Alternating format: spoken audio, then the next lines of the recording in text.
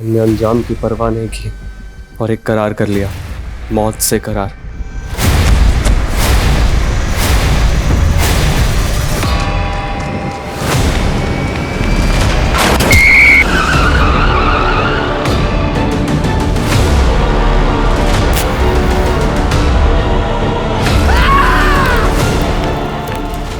मौत का ऐसा करार कि अब मौत से पीछा छुड़ा पाना मुश्किल है।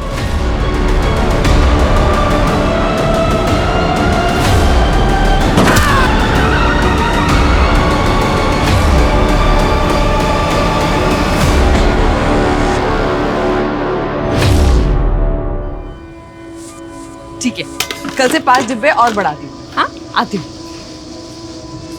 तो आपकी डील पक्की हो गई मम्मा? हाँ, एकदम पक्की हो गई। अब तुम्हारी मम्मा बहुत बड़ी बिजनेस वाली बनने वाली है। वाह, ग्रेट मम्मा। मम्मा, अब हमारा घर भी बहुत बड़ा होगा ना? हाँ, बहुत बड़ा और आलीशान घर होगा हमारा, और जहाँ पर नौकर चाकर सब होंगे। हाँ, और बड़ी बड़ी कार्स भी होगी। हाँ, कार्स भी लेंगे। मम्मा, मुझे एक चॉपर भी चाहिए। चॉपर? ठीक है, चॉपर भी ले लेंगे।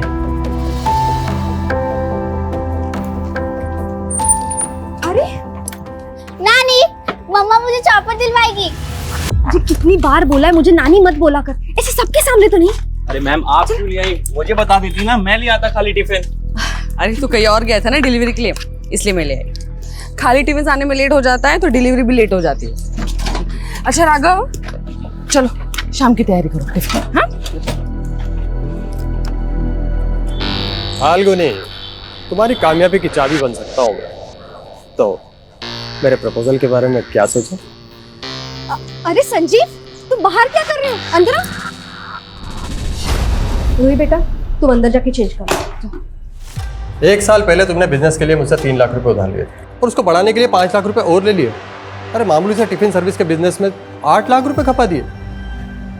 तुम मुझे मेरा काम समझाने आए हो? तुम मेरा पैसा तो लौटा नहीं पा रही हो। टू बी फ्रैंक, तुम्हें बिजनेस करना नहीं आता। एक काम करो, तुम मेरी लाइफ पार्टनर बन जाओ, तुम्हें बिजनेस करना भी सिखा दूंगा और तुम्हारा कर्जा भी माफ हो जाएगा। अपनी हाथ में रहो संजीव। मधु, क्या है ये? तुमने तो कहा था तुम इसे शादी के लिए मना लोगी। मैं बात करती ना इससे। मासी ना मेरी जिंदगी का फैसला कर सकती है, ना ही मेरे बिजनेस में कोई फैसला ले सकती है। देखा मधु, इसने तुम्हें तुम्हारी औकात दिखा दी। ये तुम्हें अपनी बॉसी नहीं, काम वाली समझती है। संजीव, तुम मासी को भड़काने की कोशिश मत करो। बहुत अकड़ है ना तुझमें। चल अभी क्या भी मेरा पैसा निकाल, नहीं तब मैं तुझे अपना असली रूप दिखाता हूँ। मुझे हैरास करने की कोशिश मत करना संजीव। तुम्हें तुम्हारा पैसा मिल जाएगा, वो भी पूरे ब्याज के साथ। ब्याज तो मैं वसूल करूंगा, इस थप्पड़ का भी।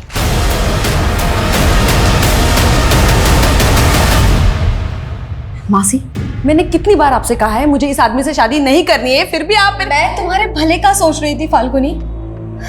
विधवा की जिंदगी आसान नहीं होती। अरे खुद के बारे में नहीं, पर रूही के बारे में तो सोच। टिफिन सर्विस का छोटा मोटा काम है तुम्हारा, उसमें भी इतना सारा कर्जा चढ़ चुका है, उसमें कमाई तो होती ही नहीं है। ऐसा ही रहा तो रूही को कैसे पालोगी तुम?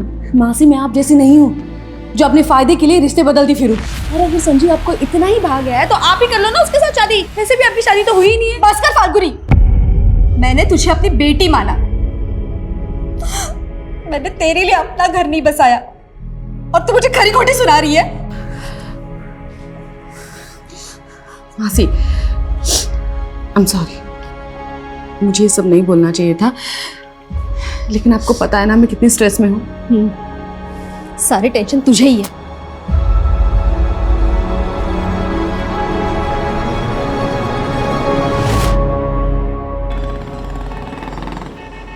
मम्मा, मुझे बड़ा घर नहीं चाहिए, ना कार्स ना चॉपर। आप टेंशन मत लो।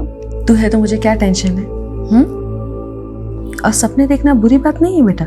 माना कि आज हमारे पास कुछ भी नहीं है, लेकिन हम मिलके अपना कल तो संवार सकते हैं ना। I know mumma, you are the best.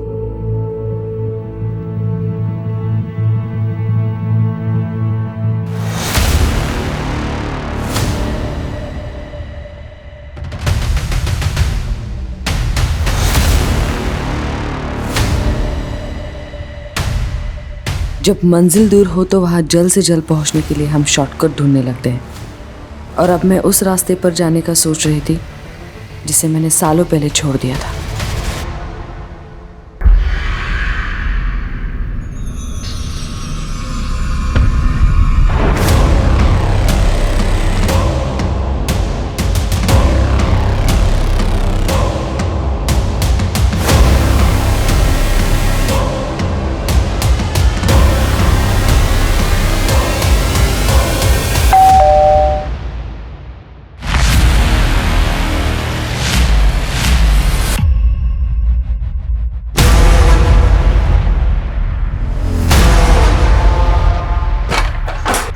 पकड़ रहे उसको।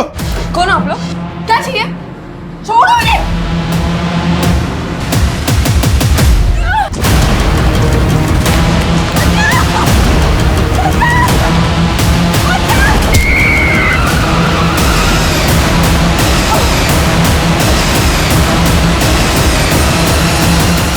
मैंने सोचा था अपना रास्ता बदल के मैं अपनी किस्मत बदल लूंगी, लेकिन मुझे नहीं मालूम था मुझे इसकी इतनी भारी कीमत चुकानी पड़ेगी। ये लो तुम्हारे पूरे पैसे, वो भी ब्याज के साथ। 4 महीने में इतना पैसा कमा लिया?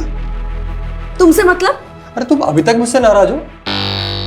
एक्चुअली उस दिन मैंने तुम्हें शादी के लिए प्रपोज करके एक गलती की। अगर मैं तुम्हें सिर्फ सोने के लिए कहता ना तो तुम मान जाती। ये पैसा भी इसी तरह कमाया ना, सो के। तेरी नीयत चाहे जैसे भी हो, लेकिन मेरे बुरे वक्त में तू काम आया ना, इसलिए मैंने सिर्फ थप्पड़ मारा है तुझे, वरना मैं तेरे साथ क्या क्या कर सकती हूँ ना, ये जानता नहीं है तू। मुझे मालूम था इस डगर पे मुझे मौत भी मिल सकती है, लेकिन मैं मरना नहीं चाहती। मुझे अपनी बेटी के लिए जीना है।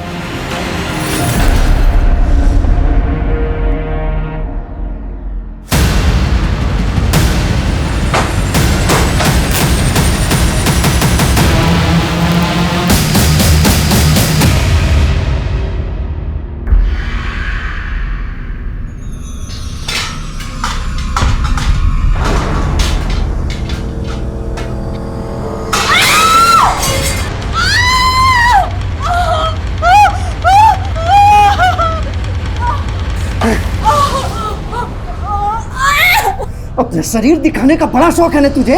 तू मेरा देवर वहाँ पे पढ़ाई कर रहा है और तू उसको ले जाने की कोशिश कर रही है। ये क्या बोल रहे हैं आप? अच्छे से समझ रहे तुझे, अब ये तो नहीं चलेगा।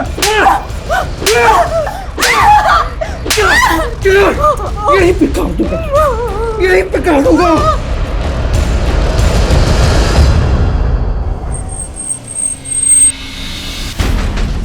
सर, शामली रोड पे एक्सीडेंट हुआ था, लेडी की ऑन स्पॉट डेथ हो गई। पहचान पता चली कौन है? जी हाँ सर, एक्सीडेंट साइट से आईडी मिली है जिसमें फाल्गुनी गुप्ता लिखा हुआ है। मेरठ की रहने वाली है, कांस्टेबल को भेजा उसके एड्रेस पे।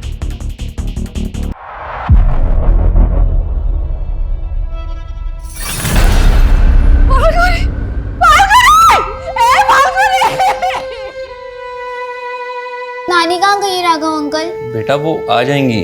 और मम्मी वो कहाँ है? मधु जी, मैं समझ सकता हूँ इस वक्त आपके लिए जवाब देना कितना मुश्किल है, पर कुछ बातें हैं जो हमारे लिए जानना बहुत जरूरी है। फाल्गुनी का एक्सीडेंट शामली रोड पर। फाल्गुनी शामली में कहाँ जा रही थी? शामली? सर वो तो 2 दिन से शहर के बाहर गई थी। शहर से बाहर कहाँ? सर वो मुझे नहीं पता, पर अपना टिफिन का काम दूसरे शहर में भी फैलाना चाहती थी। मधु जी, जिस जगह पर फाल्गुनी का एक्सीडेंट हुआ वो जगह आपके घर से कोई 60-70 किलोमीटर की ही दूरी पर है, और आप कह रही हैं कि फाल्गुनी 2 दिन से शहर से बाहर थी। सर ऐसा भी तो हो सकता है वो घर लौट रही हो और रास्ते में उसके साथ।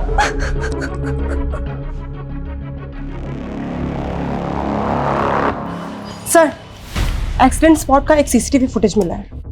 सर इसमें जिस तरह से फाल्गुनी भाग रही है और जिस तरह से व्हीकल ने उसे हिट किया, उसे ये तो मर्डर लग रहा है सर। गाड़ी का नंबर भी साफ दिखाई नहीं दे रहा है। फाल्गुनी की मौसी को ये तक नहीं मालूम कि फाल्गुनी कहाँ गई, और अब इस तरह से फाल्गुनी मारी जाती है। पता लगाओ कि फाल्गुनी इस जगह पर क्यों गई, और इस टेम्पो का भी पता लगाओ।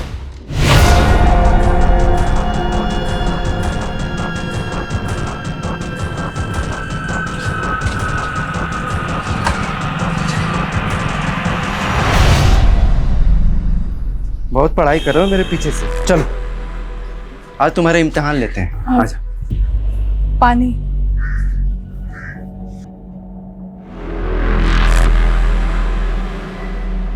अच्छा बता, मेरे बीवी के शरीर में कितने तिल हैं? बस कीजिए आप, शक की भी सीमा होती है। क्या होती है? नहीं भैया। अच्छा, मतलब इसको मारो तो तुमको दर्द होता है? इतने नजदीक आ गए हो तुम दोनों। हिम्मत है? हैं?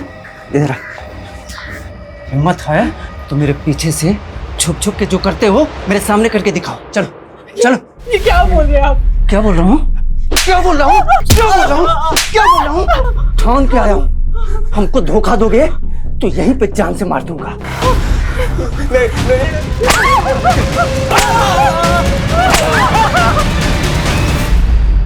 फाल्गुनी की मौसी ने तेरी गंदी नीयत के बारे में सब कुछ बता दिया है हमें। सर उसके मौसी ने खुद मुझसे कहा था कि वो फाल्गुनी की शादी मुझसे करवाना चाहती है। देख, अगर हमें बाद में पता चला ना कि इसमें तेरा तनिक भी हाथ है तो बिल्कुल हाथ नहीं है सर। अगर वो गलत रास्ते से पैसा कमाएगी तो ऐसी हालत तो होनी ही। कहना क्या चाहता है तू? सब बोल। सर 4 महीने पहले तक फाल्गुनी के पास अपनी बेटी की फीस भरने तक के पैसे नहीं हुआ करते थे, और 4 महीने के अंदर उसने मेरे 8 लाख रुपए चुकता कर दिया।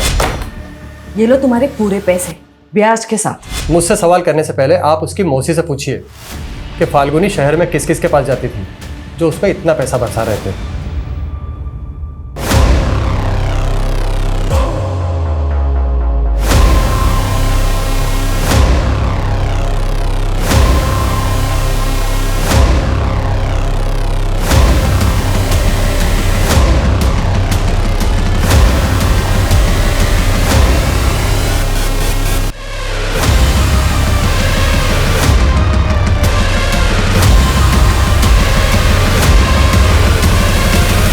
राघव अंकल की तरह आप भी मुझसे झूठ बोल रहे हो ना। मम्मी मुझसे इतने दिन तक दूर नहीं रह सकती। बेटा मैं तुझे कैसे बताऊं कि क्या हुआ है?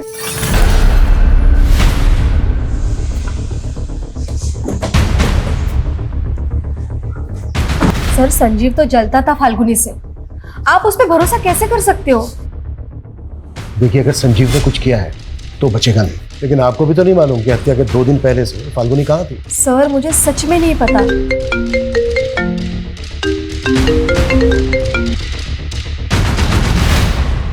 हाँ मनीष। इंक्वायरी में पता चला है कि फाल्गुनी ने शामली रोड पे एक जगह रेंट पे ले रखी थी। व्हाट? सर फाल्गुनी ने ये जगह 2 महीने पहले ही रेंट पे ली थी। यहाँ के लैंडलॉर्ड का कहना है कि वो यहाँ से कोई बिजनेस कर रही थी। पर फाल्गुनी तो मेरठ से टिफिन सर्विस चलाती थी ना, यहाँ क्या कर रही थी? तो बेटा ये सारे एविडेंस कलेक्ट करो। सर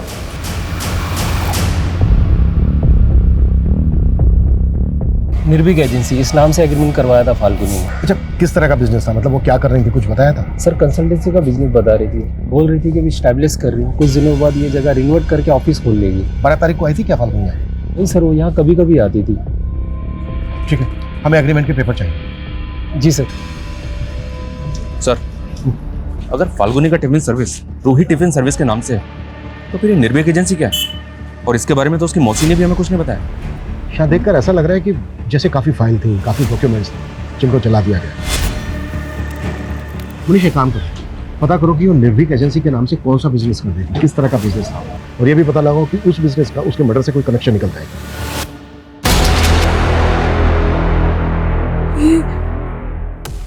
ये सही नहीं किया हमने।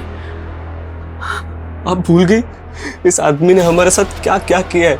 लेकिन जो भी था ये मेरा पति है। मैं इसे इतनी बुरी मौत कैसे दे रही हूँ? अब इतना मत सोचिए, इसके अलावा और कोई चारा नहीं था हमारे पास।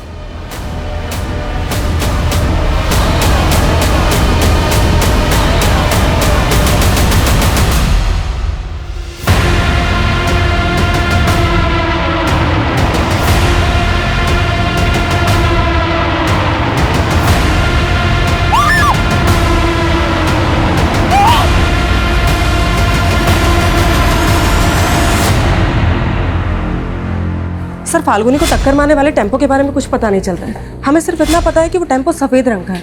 पॉसिबल है कि क्रिमिनल्स ने उसका रंग बदल दिया।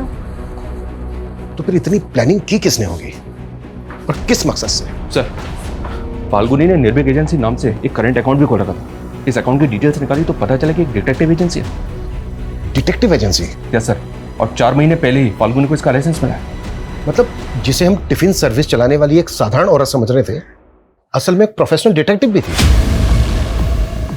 मैंने फाल्गुनी के बैंक ट्रांजैक्शंस भी चेक किए, पता चला कि उसमें 4 लोगों ने पैसा ट्रांसफर किया और ये 4 लोग कोई और नहीं, फाल्गुनी के क्लाइंट्स थे। सर ये चारों केसेस मैट्रिमोनियल डिस्प्यूट्स और फोर्जरी के थे, जिनको फाल्गुनी ने सक्सेसफुली खत्म कर दिया था। तो उसके ऑफिस में मौजूद फाइल्स और डॉक्यूमेंट्स को जलाया क्यों गया होगा? क्या उनमें किसी के राज छुपे थे जिन्हें फाल्गुनी उजागर करने वाली थी?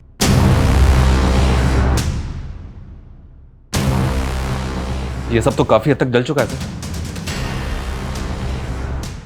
1 PH 2 SKR 3 HC C is similar.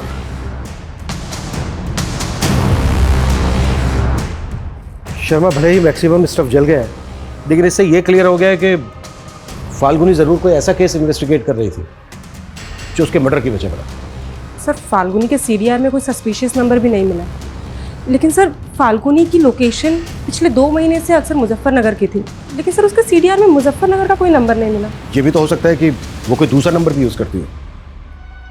Sharma, अपने सारे खबरों को एक्टिव करो, उनसे कहो कि वो पता लगाएं कि फाल्गुनी मुजफ्फरनगर में कहाँ जाती थी और किस किस से मिलती थी। Okay sir.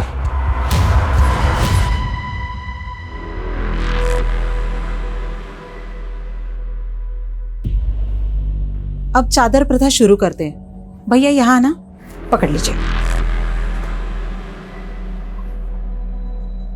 गिरीश, अपने दोनों हाथ इसमें डुबा के चारों कोने में छापा लगा दो।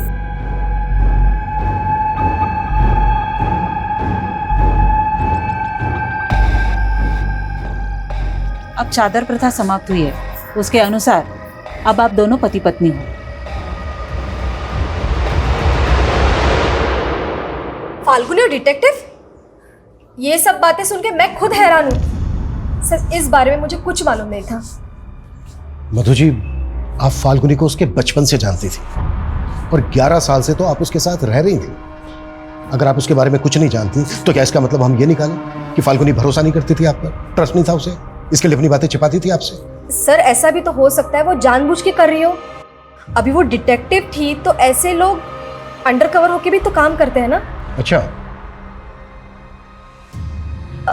सर मैंने आपको एक बात नहीं बताई थी, फाल्गुनी लॉ स्टूडेंट थी और उसके पिता के पास पैसे नहीं थे तो उसने अपनी पढ़ाई छोड़ दी थी, पर शादी के पहले वो क्रिमिनल लॉयर के पास काम करती थी सर। और शादी के बाद? सर शादी के बाद उसका पति उसे कुछ नहीं करने देता था, फिर उसके पति के मौत के बाद वो मेरे साथ टिफिन सर्विस का काम करने लग गई। आपके साथ?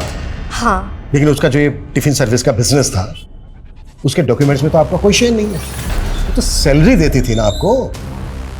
सर वो हमारा रिश्ता इन सारी चीजों के परे था। ये पुलिस क्यों आई है राघव अंकल? वो पुलिस स्टेशन में भी आपकी मम्मा का खाना जाता है ना, इसीलिए।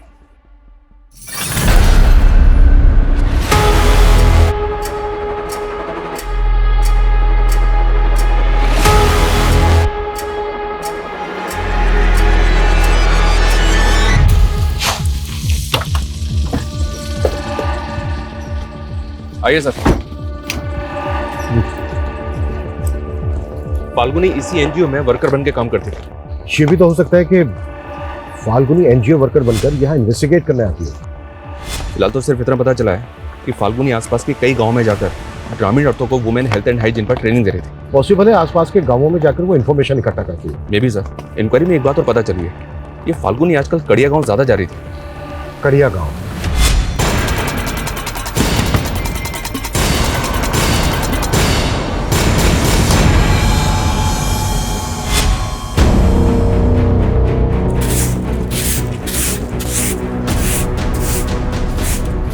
सुनिए, हमें पता चला है कि एनजीओ वर्कर फाल्गुनी अक्सर आपसे मिलती है। जी। क्यों मिलती थी वो आपसे, वजह क्या है? सर वो सोशल अवेयरनेस के लिए सबके घर आ रही थी। आप? जी मैं पति हूँ इनका। कुछ और पूछना है आपको? नहीं। मुझे भी मिली थी। कृष्णा के पहले पति सरजू के बारे में पूछ रही थी। क्या? कृष्णा का पहला पति? जी, दूसरा पति गिरीश देवर था कृष्णा का, लेकिन सरजू के मौत के बाद उन दोनों ने शादी कर ली। अच्छा, ये फाल्गुनी सरजू के बारे में क्यों पूछ रही थी? यही कि सरजू की मौत कैसे हो गई। क्या आप हमें बता सकती हैं कि सरजू की मौत कैसे हुई थी? सर, गिरीश और कृष्णा कहते हैं कि सरजू भैंस खरीदने जा रहा था तो कोई गाड़ी मार गई उसको, लेकिन मुझे लगता है कि इन दोनों ने उसे मारा होगा। आपको ऐसा क्यों लगता है? सरजू को शक था कि इन दोनों का चक्कर चल रहा है। हमको धोखा दोगे तो यहीं पे जान से मार दूंगा। और एक बात, सरजू के मौत के 2 महीने पहले से वो काफी बीमार चल रहा था, खाट से उठा तक नहीं जा रहा था उसे। ऐसे में वो खुद पैदल चल के हाईवे तक कैसे जाएगा? मुझे लग रहा है सर, फाल्गुनी या सरजू की मौत का राज पता करने ही आई होगी। फाल्गुनी एक प्राइवेट डिटेक्टिव थी। इस तरह के लोग तभी इन्वेस्टिगेट करते हैं जब उन्हें कोई हायर करे। इस छोटे से गांव में कौन ऐसा होगा जिसने फाल्गुनी को हायर किया हो? हमें ना लोकल पुलिस से कंफर्म करना चाहिए कि सरजू का एक्सीडेंटल केस में कोई फाउल प्ले था क्या, और क्या वाकई में या ऐसे राज दफन है जो फाल्गुनी की हत्या का कारण बने।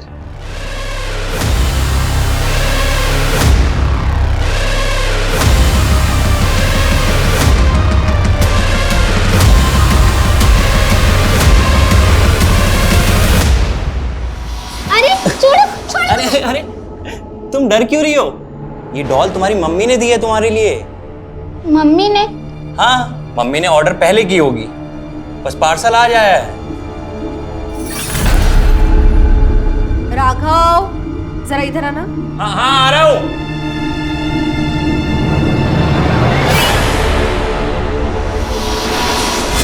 मम्मा, जाना सच में जरूरी है?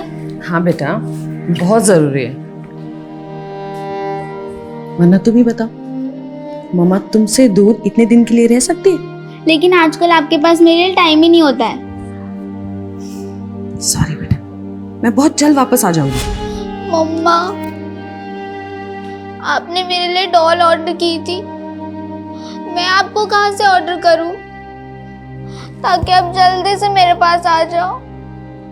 कहाँ चले गए मम्मा?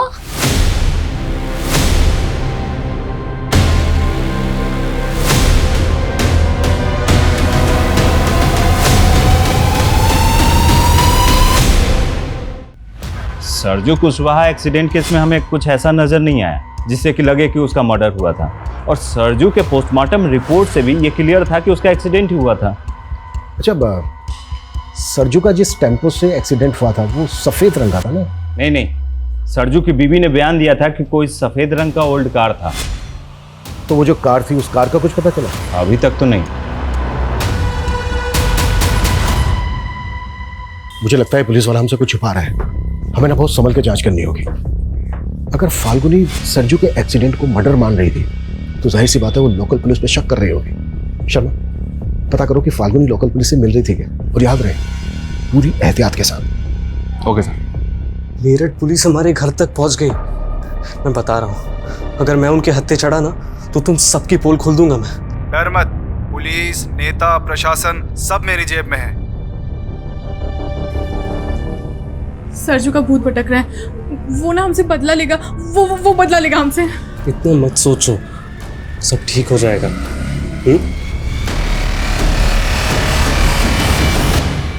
सर, हमने फाल्गुनी की सीडीआर में मौजूद एक नंबर को इन्वेस्टिगेट किया, लेकिन हमें अब तक कोई ऐसा नहीं मिला जिसने फाल्गुनी की डिटेक्टिव एजेंसी को सरजू या फिर मुजफ्फरनगर का कोई भी केस दिया हो।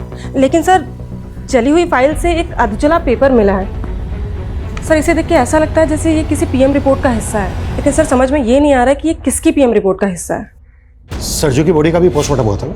जी हाँ सर, पोस्टमार्टम तो हुआ था, लेकिन इन्वेस्टिगेटिंग ऑफिसर सुखबीर ने बताया था कि उसकी रिपोर्ट से क्लियर था कि उसका एक्सीडेंट हुआ था। शर्मा, पोस्टमार्टम रिपोर्ट मैनिपुलेट भी तो की जा सकती है। सरजू की बॉडी का जिस डॉक्टर ने पोस्टमार्टम किया था, एक बार उस डॉक्टर से मिलते हैं। क्या हुआ? मम्मी की याद आ रही है? अरे डोंट वरी, मैं हूं ना, मैं भी मम्मा की तरह ही प्यार करूंगा। स्कूल हो या आस पड़ोस, कोई अगर तुम्हें टच करे ना तो इस बात की समझ होनी चाहिए तुम्हें कि गुड टच और बैड टच क्या होता है। क्या होता है मम्मा ये गुड टच बैड टच? मैं समझाती हूँ। पहले तो मैं तुम्हें बताती हूँ कि बैड टच क्या होता है। छोड़ो छोड़ो छोड़ो छोड़ो मुझे नानी। चुप चुप। जहाँ तेरी मम्मी को पहुंचाया है ना, वहाँ तुझे भी पहुंचा दूंगा, समझ में आया?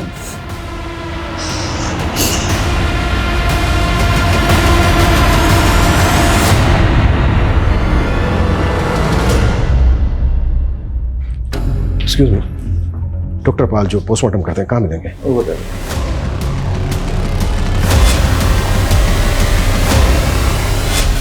Doctor Samarpal ji. Inspector Abhimanyu Chander, Meerut police. हमें पता चला है कि आपने कड़िया गांव के सरजू कुशवाहा नाम के आदमी की बॉडी का पोस्टमार्टम किया था। सर मैं बहुत सारे विक्टिम का पोस्टमार्टम करता रहता हूँ, मुझे रिकॉर्ड चेक करने में। प्लीज।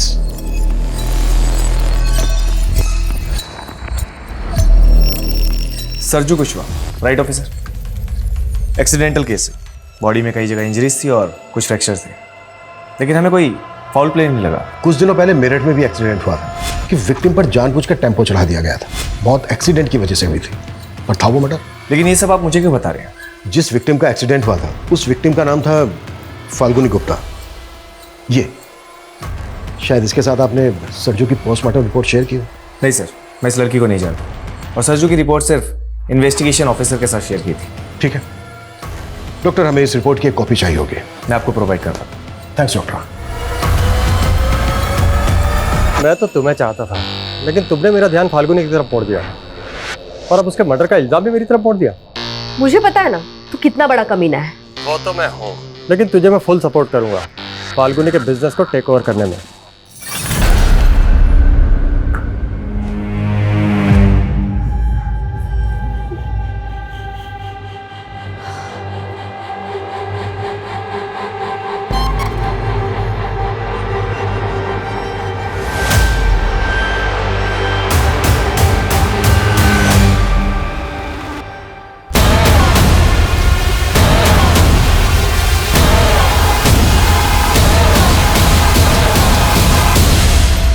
सर कृष्णा और गिरीश अचानक गांव छोड़ के चले गए, पर कहाँ चले गए हैं ये समझ में नहीं आ रहा है। उनका गायब होना यही इंडिकेट करता है कि सरजू का एक्सीडेंट नहीं बल्कि मर्डर हुआ था। और सर अब तक ये भी पता नहीं चल पा रहा है कि फाल्गुनी को ये केस इन्वेस्टिगेट करने के लिए किसने दिया होगा। सब पता चलेगा मनीष। देखो ये तो क्लियर होता जा रहा है कि फाल्गुनी की हत्या का सरजू के केस से कनेक्शन। एक काम करो, गिरीश और कृष्णा का लुकआउट नोटिस जारी करवाओ। ढूंढो दोनों। Okay sir.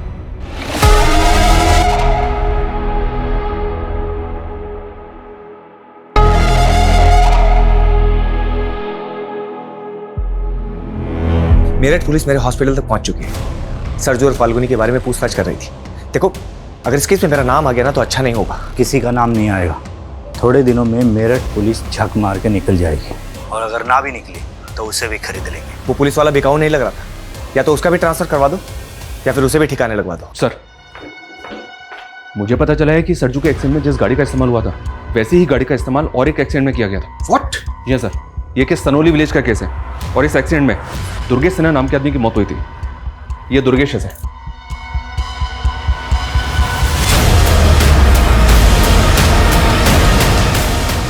और इस केस में भी गाड़ी का कुछ पता नहीं चला।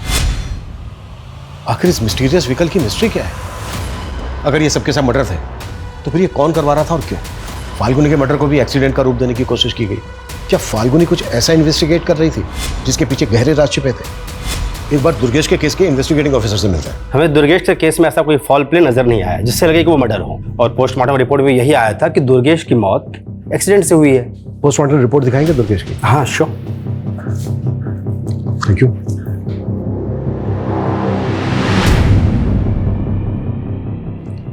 ये दुर्गेश की बॉडी का पोस्टमार्टम डॉक्टर समर ने किया था ना? जी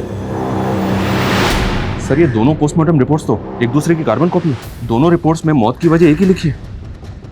अच्छा शर्मा, ये डॉक्टर समर का सी बनाने का स्टाइल नोटिस किया तुमने?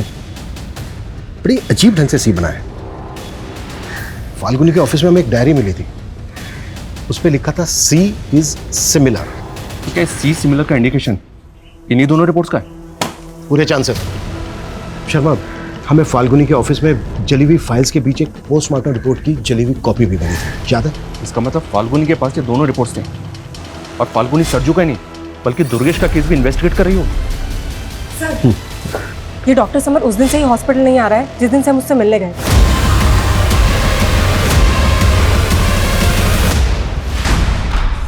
डॉक्टर समर कहाँ है? मुझे नहीं मालूम कब से नहीं हुआ घर पे? सर, पिछले 3 दिन से घर नहीं आया वो। कविता चेक करो, कुछ भी छूटना नहीं चाहिए। लेकिन हुआ क्या है, कोई बताएगा? बताते हैं।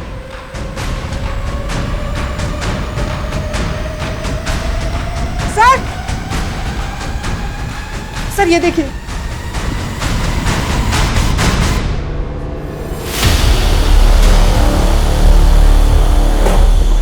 इतनी सारी डॉल्स, इलेक्ट्रॉनिक सामान, क्या ये सब क्या चल रहा है इस घर के अंदर? सर, मेरे बेटे को इलेक्ट्रॉनिक गुड़िया बनाने का शौक है।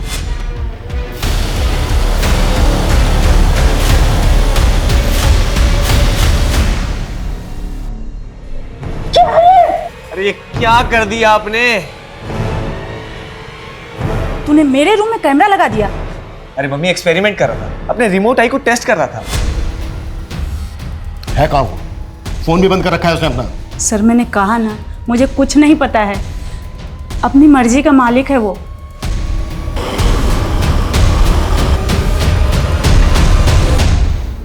ये दुर्गेश सिन्हा यही रहते थे ना?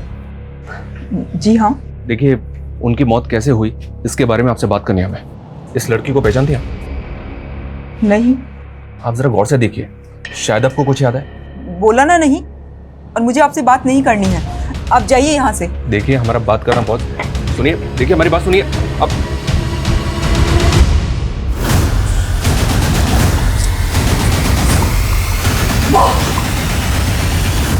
मम्मा, मैं तो डर गई।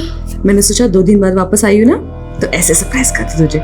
लेकिन मम्मा, मैं आपको बता नहीं सकती। जब आप चली जाती है तो यहाँ पर फाल्गुनी, तुम आ गई? हाँ मासी। हाँ, रूही ने आपको तंग तो नहीं किया मेरे पीछे से? अरे नहीं, बहुत अच्छे से रही है वो।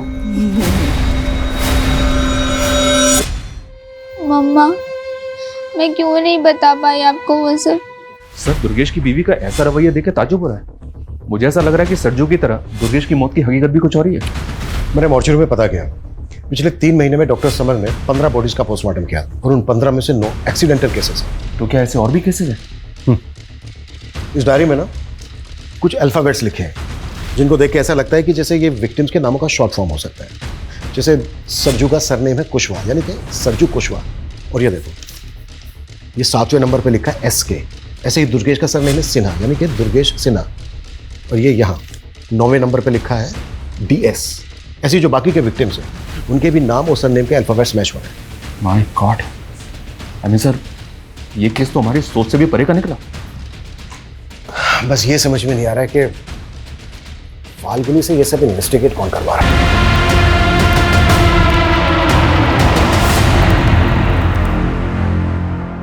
सर, ये विपिन है, दुर्गेश सिन्हा का पड़ोसी और दोस्त भी। दुर्गेश के बारे में आपको कुछ बताना चाहता है। बोलो।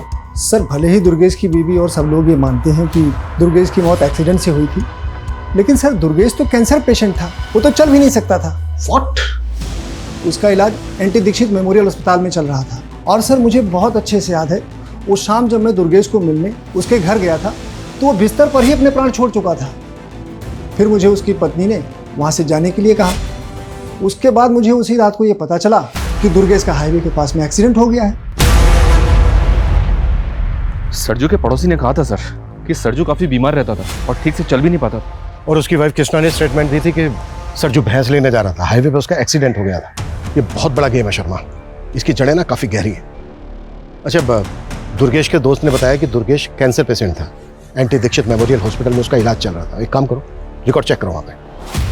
हमें कोई एक्सट्रीम स्टेप लेना होगा। हाँ, मैंने सोच लिया है कि मुझे क्या करना है।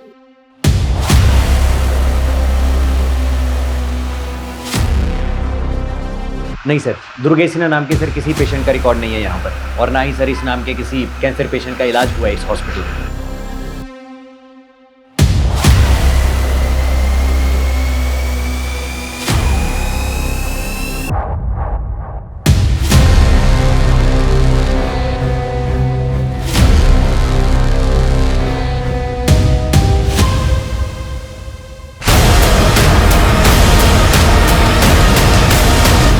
ये दुर्गेश कैंसर पेशेंट था, इसका कोई रिकॉर्ड नहीं मिला हॉस्पिटल में। लेकिन मैंने इंक्वायरी करवाई। डॉक्टर समर ने जिन 9 और एक्सीडेंटल विक्टिम्स का पोस्टमार्टम किया था उन सबके केसेस भी सरजू और दुर्गेश के केस की तरह सस्पिशियस थे और ये सारे के सारे विक्टिम्स लोअर मिडिल क्लास या फिर पुअर फैमिली से बिलोंग करते थे। ये काफ़ी ताज्जुब भरा है कि ऐसे बैकग्राउंड के लोगों को क्यों और किस मकसद से मारा गया और उनके मर्डर को एक्सीडेंट का रूप दिया गया।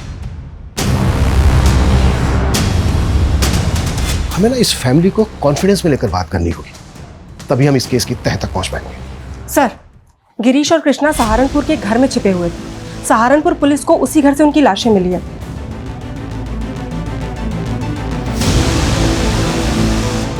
सर, क्राइम सीन से सुसाइड नोट मिला था, शायद इन दोनों ने सुसाइड किया। हमने अंजाम की परवाह नहीं की और एक करार कर लिया, मौत से करार। मौत का ऐसा करार कि अब मौत से पीछा छुड़ाना मुश्किल है। हमारा गुनाह बस इतना है कि हमने अपनी मजबूरी के साथ सौदा कर लिया। देखिए, मैं जानता हूं आपके पति सरजू कुशवाहा को कैंसर है और उनका बचना नामुमकिन है, लेकिन आपको उनकी मौत के बाद काफ़ी पैसा मिल सकता है। किस बात का पैसा? फिर जैसे ही सरजू की मौत होगी, देर रात में आप उसकी लाश को हाईवे पर डाल दीजिएगा, जहां एक गाड़ी उन्हें कुचल कर चली जाएगी। फिर आपको पैसा मिल जाएगा। कृष्णा को टीवी था, उसके इलाज के लिए पैसे चाहिए थे और सरजू भैया से नफरत थी मुझे, इसलिए मैंने उनसे एक करार कर लिया। लेकिन हमको क्या मिला? सिर्फ 2 लाख रुपए और इतना सारा तनाव। हम अपने पाप के बोझ से दब गए, इसलिए हम दोनों आत्महत्या कर रहे हैं। ये सब तो बेहद अजीब है सर, ना ऐसा पहले कभी देखा और ना सुना।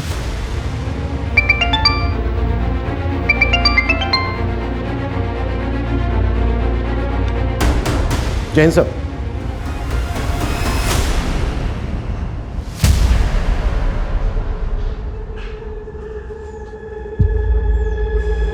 तुम मुझ पे गुस्सा हो ना?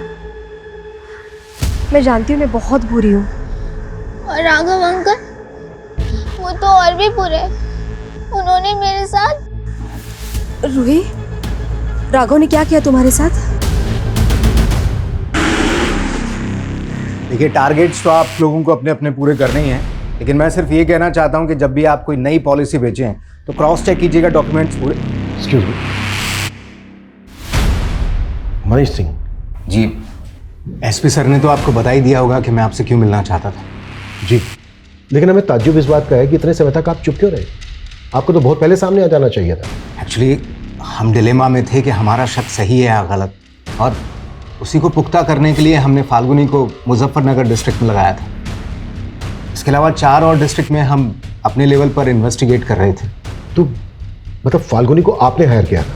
जी, फाल्गुनी को मैं 10 साल पहले से जानता था, जब वो एक क्रिमिनल लॉयर के यहाँ काम किया करती थी। वो लॉयर मेरे दोस्त थे, और जब मुझे पता चला कि फाल्गुनी ने डिटेक्टिव एजेंसी स्टार्ट की है तो मैंने उससे बात की।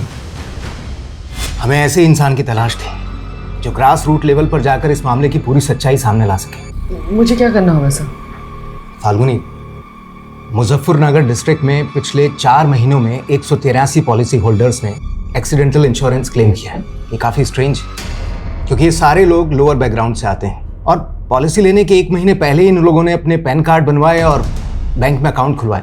उसके पहले इनका किसी भी बैंक में कोई भी अकाउंट नहीं था, और पॉलिसी लेने के 1-1.5 महीने बाद इनका एक्सीडेंट हो गया। सर, इसमें पक्का फाउल प्ले है, वरना इतने सारे लोगों के साथ सेम हादसा कैसे हो सकता है? मुझे लगता है कि ज़रूर किसी ग्रुप ने या किसी गैंग ने इनसे ये सब करवाया होगा। फाल्गुनी एकदम सही डायरेक्शन में थी। हमें भी हिंट मिलने लगे थे कि इन सब के पीछे कोई ना कोई ऑर्गेनाइज्ड गैंग है, और इसमें काफ़ी पुलिस वाले और काफ़ी पोस्टमार्टम डॉक्टर्स शामिल हैं। लेकिन इसके पहले कि फाल्गुनी हमें कोई प्रूफ देती, उसका मर्डर हो गया, और तब हम श्योर हो गए। हमारे बाकी इन्वेस्टिगेटर्स ने भी हमें इंफॉर्मेशन दी थी। 500 से ज़्यादा केसेस हैं, 100 करोड़ से ज़्यादा इंश्योरेंस क्लेम हुआ है। व्हाट? 500 से ज़्यादा केसेस? मतलब हम ये मान सकते हैं कि 500 से ज़्यादा लोगों का मर्डर हुआ है जिसको एक्सीडेंट का रूप दिया गया? शायद, लेकिन इसके पीछे किंगपिन कौन है, किसके इशारे पर ये सब कुछ हो रहा है, वी आर स्टिल क्लूलेस। ये जितने भी सारे केसेस हैं, आप हमें इनकी डिटेल्स दीजिए। जी। Excuse me sir. हाँ कविता। सर, दुर्गेश की वाइफ सरकारी गवाह बनने के लिए तैयार हो गई है। वो हमें उन लोगों के बारे में बताना चाहती है जिनके कहने पर उसने दुर्गेश की मौत को एक्सीडेंट की शक्ल देने का प्लान बनाया था। गुड जॉब कविता। कहाँ है दुर्गेश की बीवी?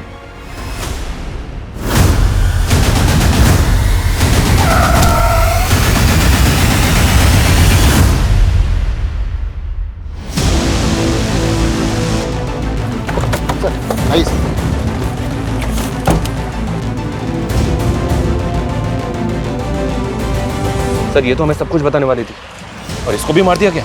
सर विटनेस ने बताया कि सफ़ेद रंग का टेम्पो था और टेम्पो इस डायरेक्शन में गया। आगे जो चेक पोस्ट है इन्फॉर्म किया उनको? सर। हेलो, हाँ ओके ठीक है, हम भी बस उसी साइड आ रहे हैं।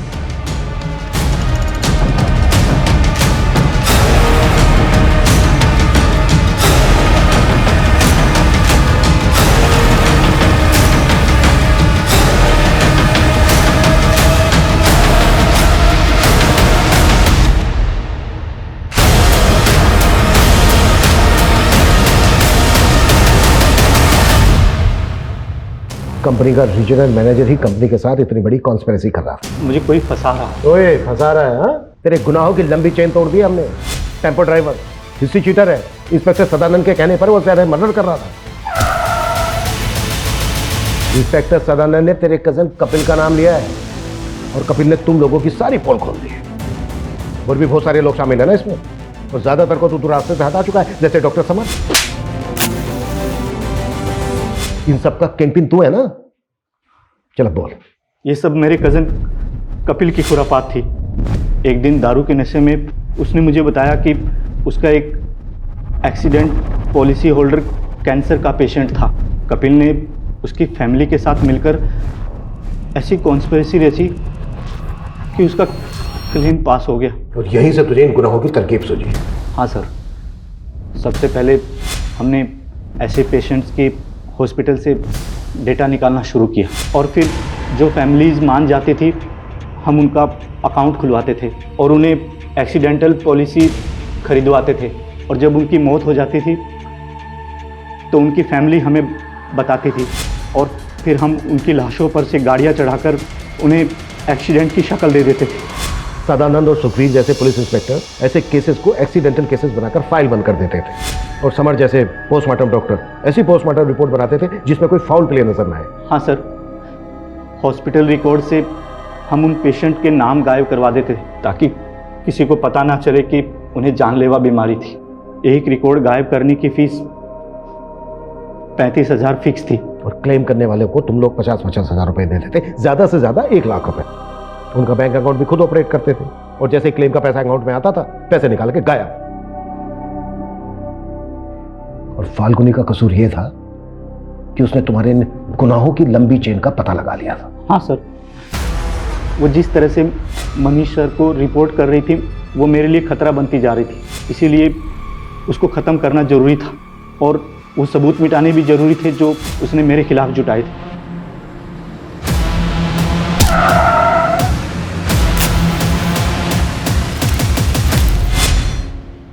सर ये गिरोह इतने बड़े पैमाने पर गुनाहों को इस तरह से अंजाम दे रहा था, ये सोच के भी ताज्जुब हो रहा है। आई थिंक ये इस दशक का सबसे बड़ा स्कैम होगा।